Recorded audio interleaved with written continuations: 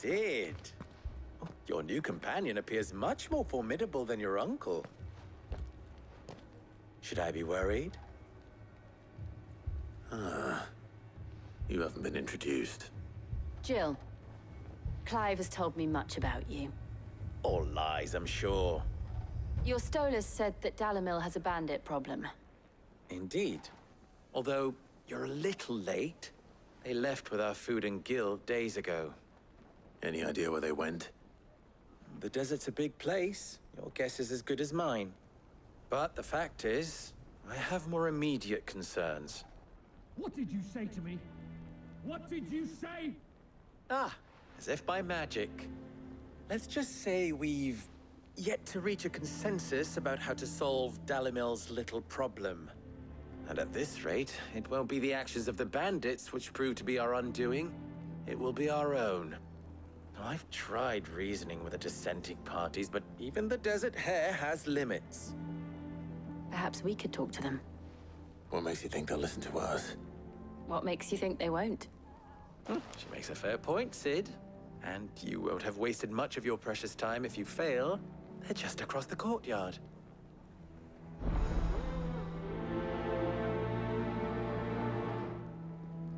Suppose we just follow the shouting.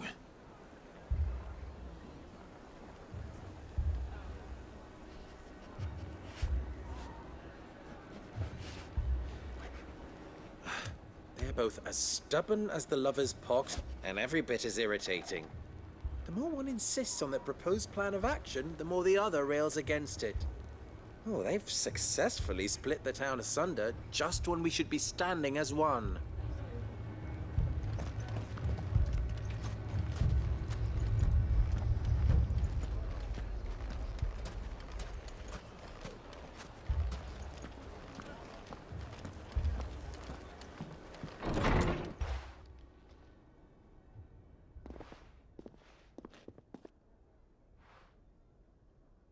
You wouldn't talk like that if it had been your men whose throats were slit. Blood for blood, it's the only way. We hire mercenaries and have them mount the bandits' heads on our walls as a lesson to the rest. And what happens when those mercenaries are slaughtered like your men? Are you going to hire more? We're better off using that coin to buy food and supplies. If we hire mercenaries, the only thing we're buying is the bandits' ire. And you cannot fill empty bellies with that. Do you hear me? But what happens when they come back? Maybe it'll be your throat that's slit. That's enough. Both of you. Any more of this and I'll throw you out myself. Come back when you're ready to talk like adults.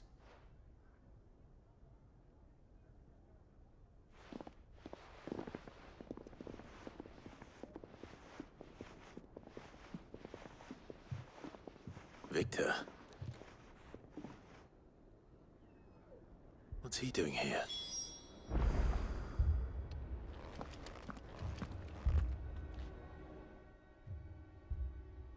Sid. And Lady Jill. What brings you here? I was about to ask you the same thing. Costness is in chaos, and the markets have all but ceased to operate. The Briar's Kiss here in Dalamil is the only place I can reliably obtain supplies. I was here to do just that when Master Lubor told me of his troubles. He thought I might be able to talk some sense into these fools. But if you're here, I suppose his patience must be waning. Who are those people? Those were the thorns in Lubor's side. And the reason this place might be headed the same way as Costness. It's these accursed skies. The darkness is enough to drive a man to madness. Or an entire city, for that matter. We're still working on the skies. But in the meantime, perhaps we can find a solution to Dalamil's problems. I hope so. For all our sakes.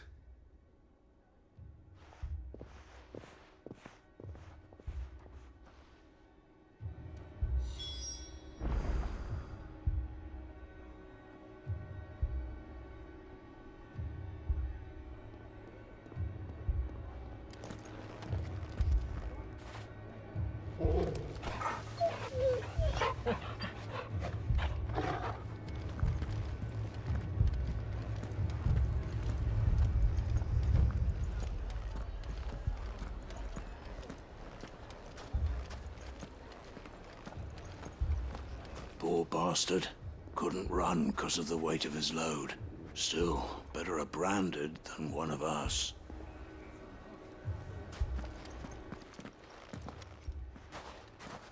So, you see my predicament? What I saw was a room full of people who were angry and afraid. And with good reason by the sound of it. But if left to smolder, that anger and fear could set the entire town alight.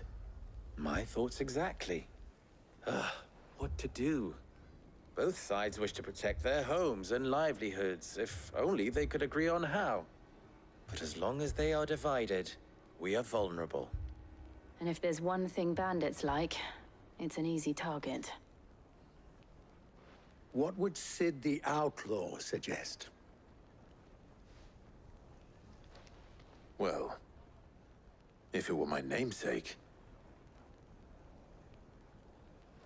he'd let them choose for themselves, and be on hand to pick up the pieces when it all went wrong.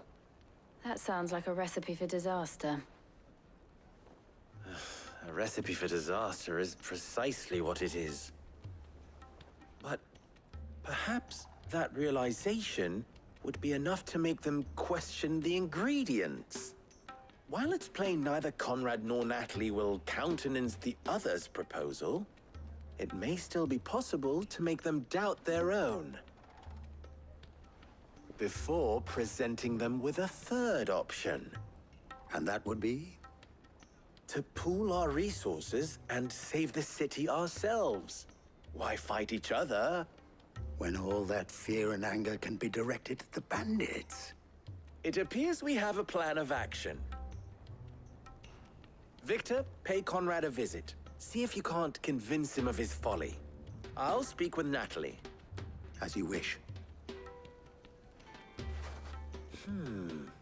Your faces are not well known in this town. That may prove useful. Don't worry, Victor and I will do most of the talking. You need only play along. Play along. What he means to say is yes.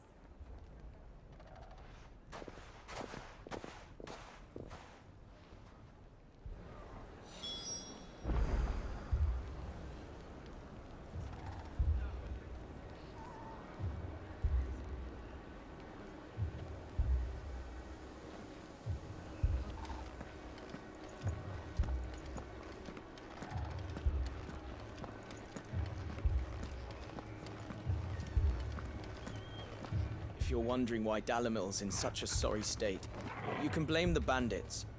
Them and the mercenaries who are guarding the gates. Though I can hardly fault them for running. Fighting would have meant death. Did for more than a few. My shop? Why would anyone do such a thing?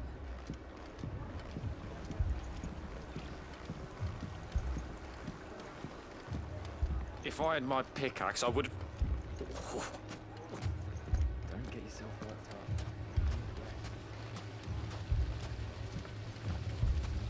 I mean, it may still be possible to buy something, and we may yet be allowed to keep it. Never poke a hornet's nest, they say. Conrad's going to get us all killed. I agree with Natalie. We mustn't do anything to provoke them.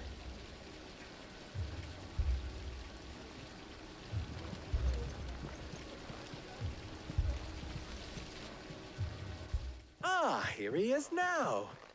Natalie, allow me to introduce Lord Underhill of Randalar's prestigious League of Merchants. Lord Underhill. At your service.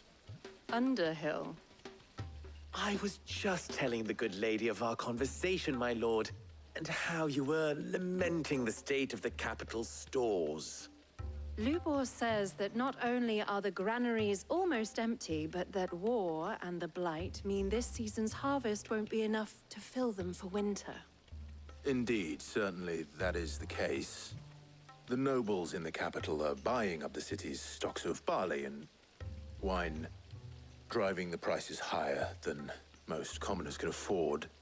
It is only a matter of time before the peasants revolt.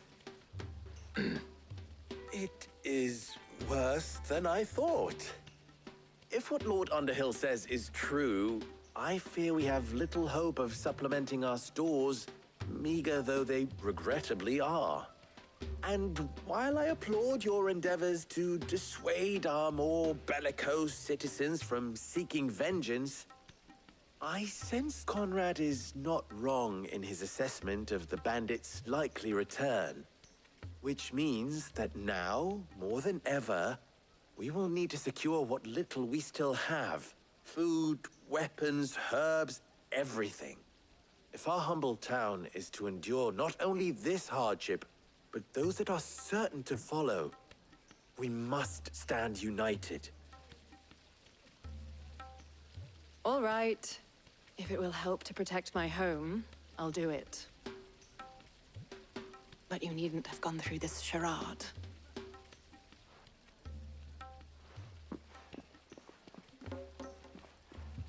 Thank you, Clive. Your performance was nothing if not workmanlike. She saw right through it. I didn't say it was good, merely that it produced the desired effect. Now, my scouts should be returning shortly. Meet me back at the Briar's Kiss, and we shall see what we face.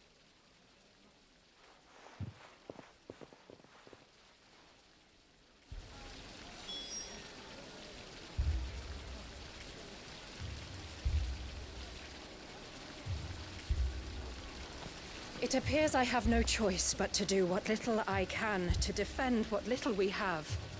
But I would not see any unnecessary blood spilt. We need a plan. There's truly no chance for us to restock our supplies. That's it then. We shall have to do this the hard way.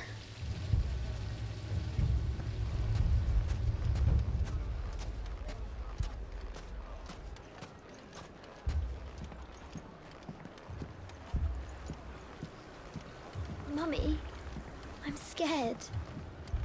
What if the bad men come back?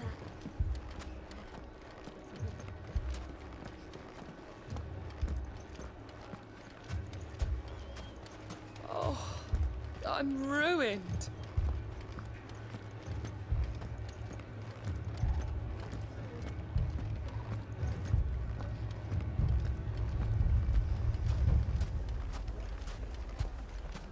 Picture it, Conrad. Your own city guard, with you as captain. Me? I don't know about that. Buying more supplies. We might as well scatter seeds near a rat's nest. They're the problem, and only steel will solve it.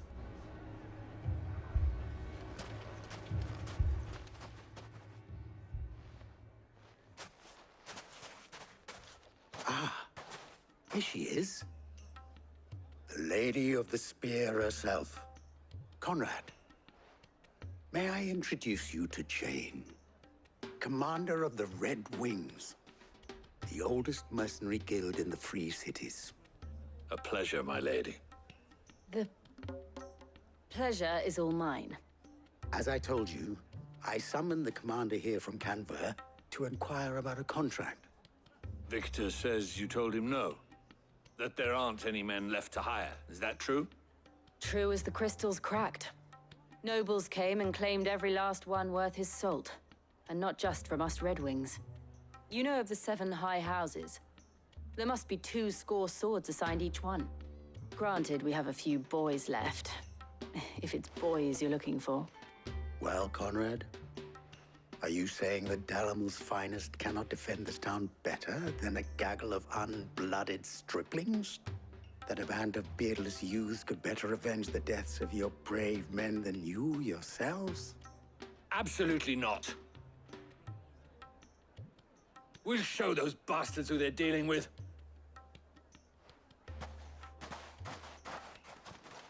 I can't believe that actually worked. Conrad's not what you call the brightest candle in the crypt. And there's a reason why I had you do the talking and not Sid. Well played, my lady.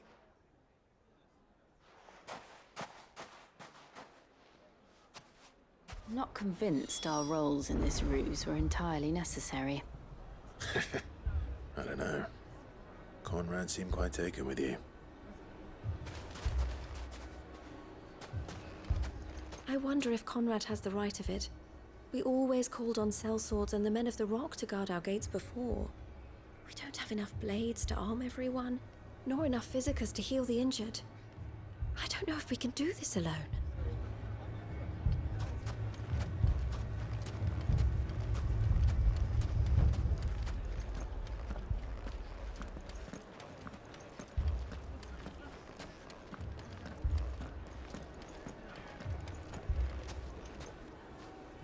Good news, Sid.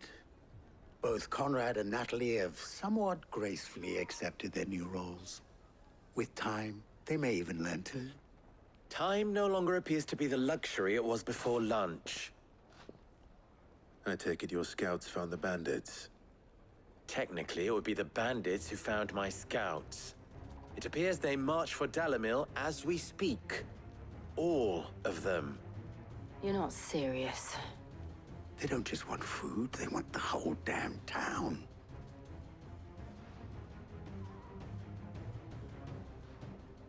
I have a favor to ask.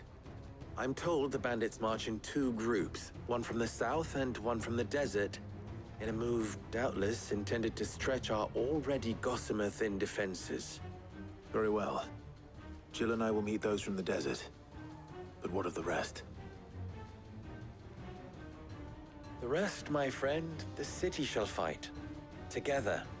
The stakes, I concede, are high.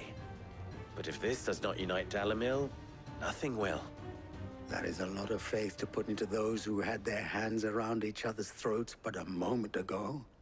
Then it will be for us to see that their hands are kept occupied. And I do mean us. I thought you might say that. We'll hold them off for as long as we can. And we will do the same.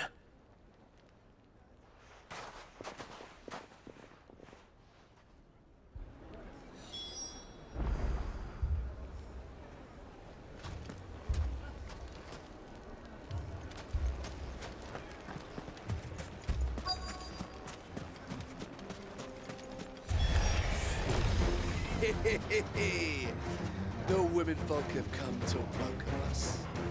I'll take that one. He's all yours.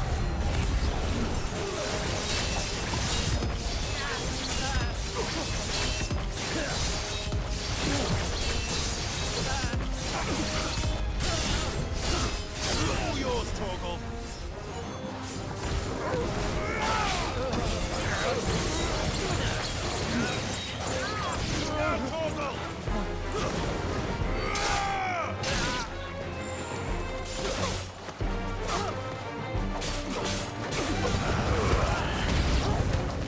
They mean to overwhelm us.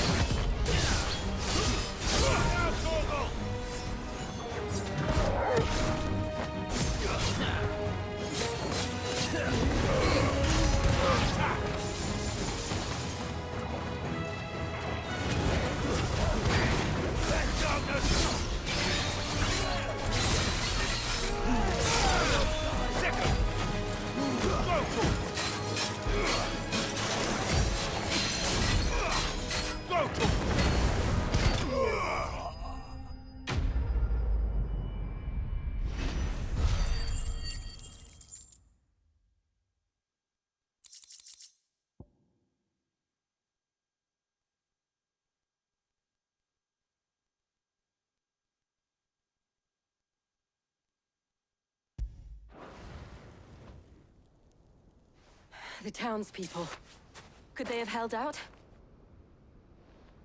I don't hear any fighting. What do you think? That we should hurry.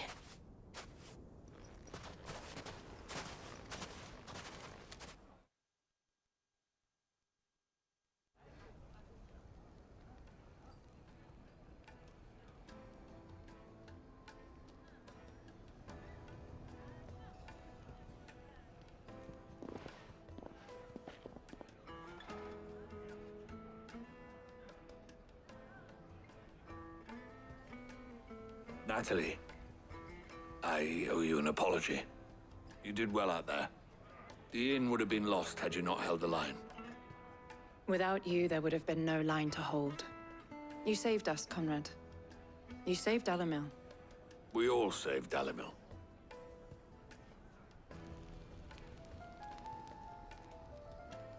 Conrad seems to have had a change of heart. I'd say they both have. I take it from your presence that our visitors from the desert won't be joining us either. Pity. The plan worked, Sid. Granted, it only took an army of bloodthirsty bandits at our gate. Calm now, Victor. Why quibble over the details? We are united, and that is all that matters. As for you, Sid, you fight considerably better than you act. I'll take that as a compliment.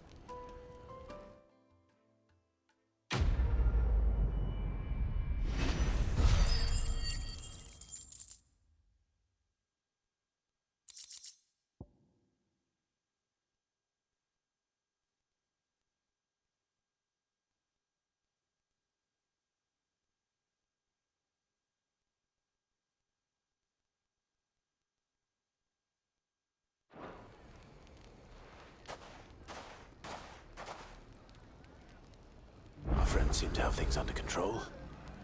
For now, at least. Let's go and put Otto's mind at rest.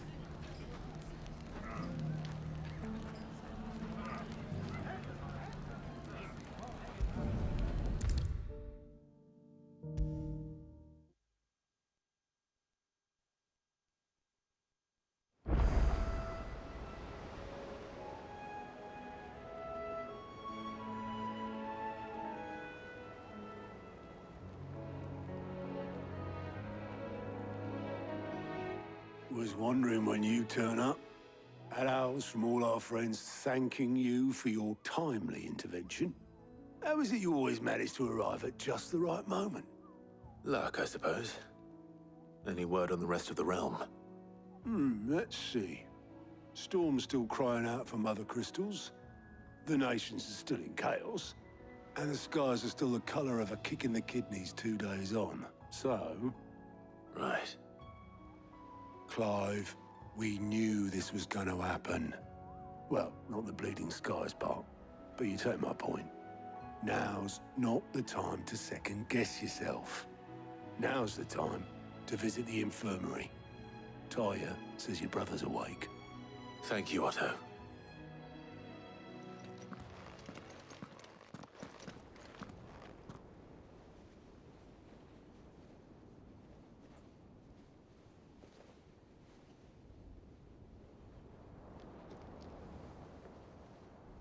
So it was not Sylvester, but Olivier who served as Ultima's puppet. And when Dion learned of this, he sought to slay the fiend.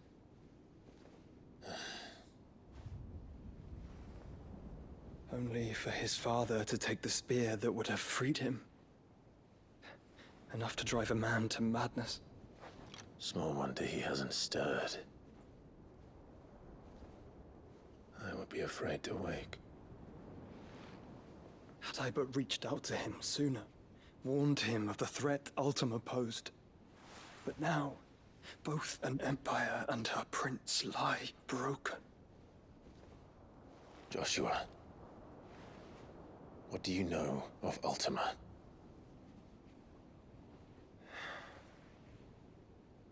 Very little, I'm afraid. Despite my best efforts.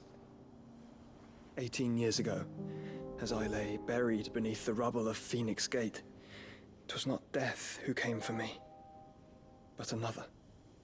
And it was while in my rescuer's care, I first heard of Ultima. I've been chasing his shadow ever since. Ultima is driven by some deep, dark purpose, and for whatever reason, it would seem you are crucial to his designs. He will stop at nothing to have you, even if that means toppling an empire. But why me? What possible use could I be to such a creature? That is one of many answers that have eluded me. Yet, I am certain of this. It is not mere chance. You were chosen for a reason. All dominants carry within them the might of an icon. Nigh limitless power that is at once acutely limited. I wield fire, and only fire. And I only ice. 8 wardens for 8 elements. But you, Clive. You are different. You're special. Your abilities begin with the flames of Ifrit. But they do not end there. The fact Ifrit can even exist goes against everything we thought we knew of dominance. Perhaps Ultima has been waiting for one such as you, whose potential is truly limitless. I've encountered that thing several times now. If it or he, as you say, needs me, why hasn't he claimed me as he did the boy? Were I to hazard a guess, I'd say the two of you are somehow incompatible. His mind not properly attuned to your body. His mind? Mind, awareness, spirit, call it what you wish. But I believe Ultima to be an embodiment of the concept. This is why I struggle and fail to contain him here inside me. I'm sorry. Inside you? With every setting sun, I feel my strength wane. And though the Phoenix's flames mend the prison I have made for Ultima, they do so at a cost. We must find a means to bring an end to him before I meet my own. What were you thinking? It was that or let him take Clive. And I've always had a soft spot for my brother. But that doesn't mean you should sacrifice yourself to save me.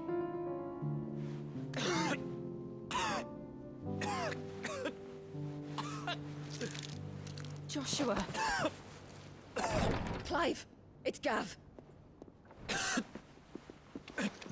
There's an army of Akashic at the gates of Canver.